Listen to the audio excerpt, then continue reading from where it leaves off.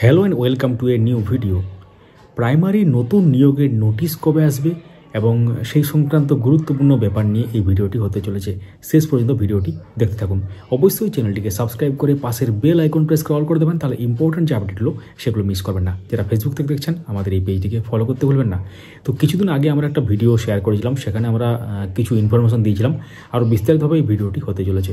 তো অনেকে ওয়েট করছেন নতুন নিয়োগের জন্য, অর্থাৎ নতুন নিয়োগ বলতে শুধু নোটিশ না, অনেকে ওয়েট করছেন ভ্যাকেন্সি কত থাকবে সেই সংক্রান্ত। টেট 2014, টেট 2017, টেট 2022 পাসরা কিন্তু সমানভাবে অপেক্ষা করছেন।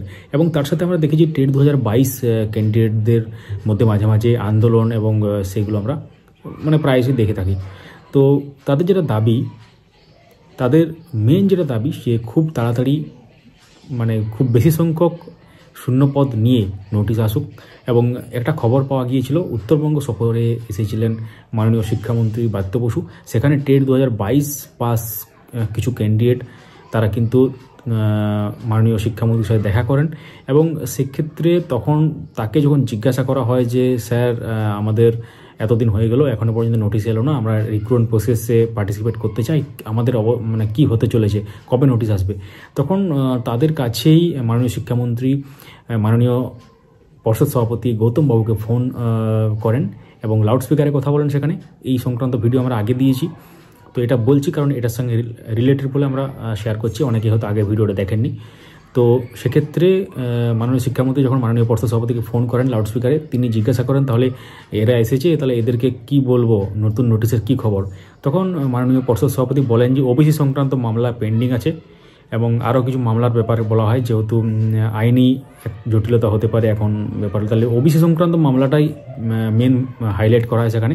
অর্থাৎ ওবিসি সংক্রান্ত মামলাটা যখনই মিটে যাবে, অর্থাৎ সম্ভবত 27, 28 বা 28, 29 কিছু তারিখে আছে, এই জানুয়ারির শেষের দিকে আর কি ওটা লিস্টেড আছে।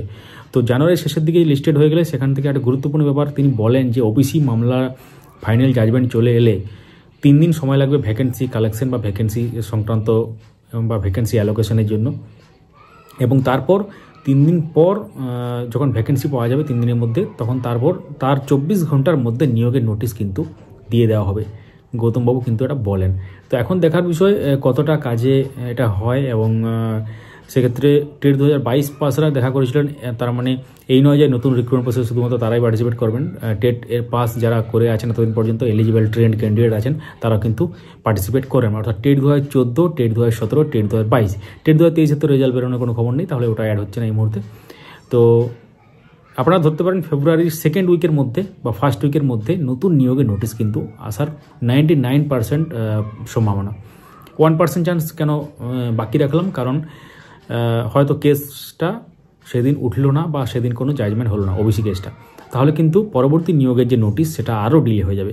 তার আমরা যেটা আগে অ্যাজামশন দিয়েছিলাম আপনাদের উদ্দেশ্যে বা এজিউম করেছিলাম আমরা, যে ওবিসি সংক্রান্ত কেস সেটা না মিটলে নতুন নিয়োগে নোটিশ আসবে না, সেটা কিন্তু একদম হুবহু মিলে গেল। আপনারা যারা আগের ভিডিও দেখেছেন তারা জানেন যে আমরা যেগুলো বলি মোটামুটি মিলে যায়। আমরা বলছি না যে যা বলবো তাই মিলে যাবে, যেগুলো মিলতে পারে সেগুলো কিন্তু আমরা মোটামুটি বলে থাকি আর কি। মোটামুটি 95% মোটামুটি মিলে যায় অনেক সময়। যারা অনেক বছর ধরে যুক্ত আছেন তারা জানেন। তো সঙ্গে থাকুন, এই সংক্রান্ত ব্যাপারে আমরা পর্ষদের সাথে যোগাযোগ করার চেষ্টা করছি। ওখান থেকে যে আপডেট আসবে এই চ্যানেলের মাধ্যমে শেয়ার করা হবে। আপডেট মাস্টার ইউটিউব চ্যানেলটিকে অবশ্যই সাবস্ক্রাইব করে রাখুন, পাশে থাকা বেল আইকন প্রেস করে কিন্তু অল করে দেবেন। যারা ফেসবুক থেকে দেখছেন আমাদের এই পেজটিকে ফলো করতে ভুলবেন না এবং তার সাথে ভিডিওটি লাইক করুন, সবার সাথে শেয়ার করুন।